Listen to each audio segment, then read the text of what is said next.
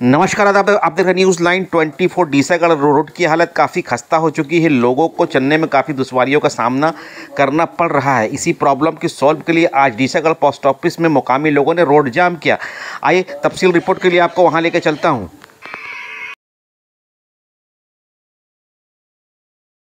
रोडটা কেন জাম করেছেন?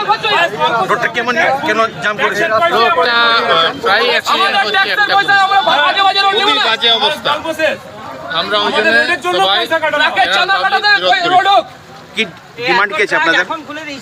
ভালো রোড ঠিক করে না হয়, ভালো করে হয়। কোনো মানে হলো এখানে 10 চাকা 16 চাকা 18 চাকা 20 চাকা চলছে। সেই পরিমাণে কি রোডের অবস্থা, এই প্রশ্নটা আমি রাখলাম আমাদের সাকতড়ি আইসির সামনে। উনি কিন্তু কোনো জবাব দিলেন না। ঠিক আছে, যদি এটা উপযুক্ত না হয় তাহলে তো নিশ্চয়ই চলতে দেওয়া উচিত নয় না। তাহলে ওনারা সেই জিনিসটাকে বন্ধ করুন। যতদিন না রোড হিসাবে ততক্ষণ নিশ্চয়ই বন্ধ রাখা দরকার। আমার নাম দেবদুল্লাহ ব্যানার্জি। কিন্তু সঙ্গে নিয়ে গিয়ে আসন করে যাবো। এখান থেকে আপনার কথা আমার টাইমটা 12টা হবে। ঠিক আছে, এবার 5জনের মধ্যে যাবে। উদ্দেশ্যটা একটা পরিষ্কার করে দেওয়া দরকার। আমরা সাধারণ মানুষকে আহ্বান জানিয়েছিলাম, কোনো পলিটিক্যাল ইস্যু, কোনো পলিটিক্যাল মানুষ নয়, আমরা সবাই সাধারণ।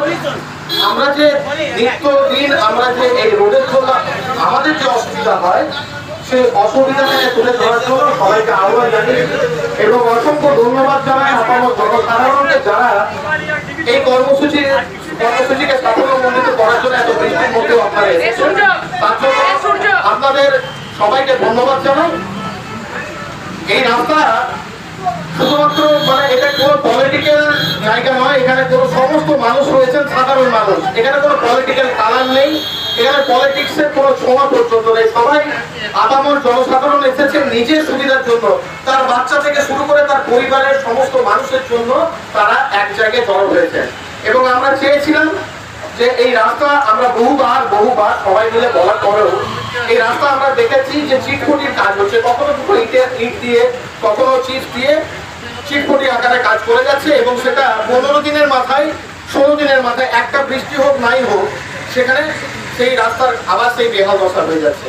তাই আমরা সবাই মিলে আজকে সমস্ত মানুষকে একজোট করেছিলাম। একটাই উদ্দেশ্য ছিল যে আমাদের এই রাস্তাটা যাতে পার্মানেন্ট সলিউশন কিছু হয়। আমরা চিটফুটির কাজ করতে চাই না, কারণ একটা মানুষ যখন বাইক নিয়ে আসছে, তার বাচ্চাটাকে মাঝে বসিয়ে তার ফ্যামিলি নিয়ে যখন আসছে বা অন্যান্য টোটো যখন আসছে, তখন বিভিন্ন দুর্ঘটনার সম্মুখীন আমরা দেখেছি।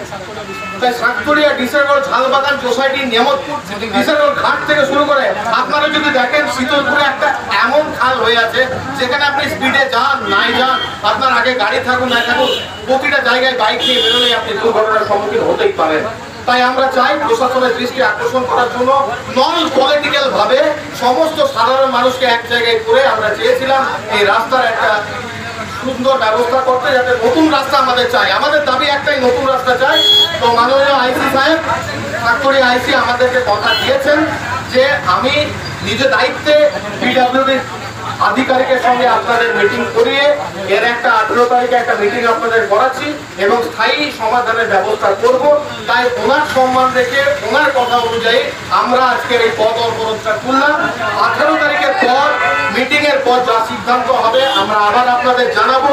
18 তারিখে যদি আমাদের মতন কোনো সিদ্ধান্ত না হয়, তাহলে এরপরে এই আন্দোলন আরো বৃহত্তর আকারে যাবে।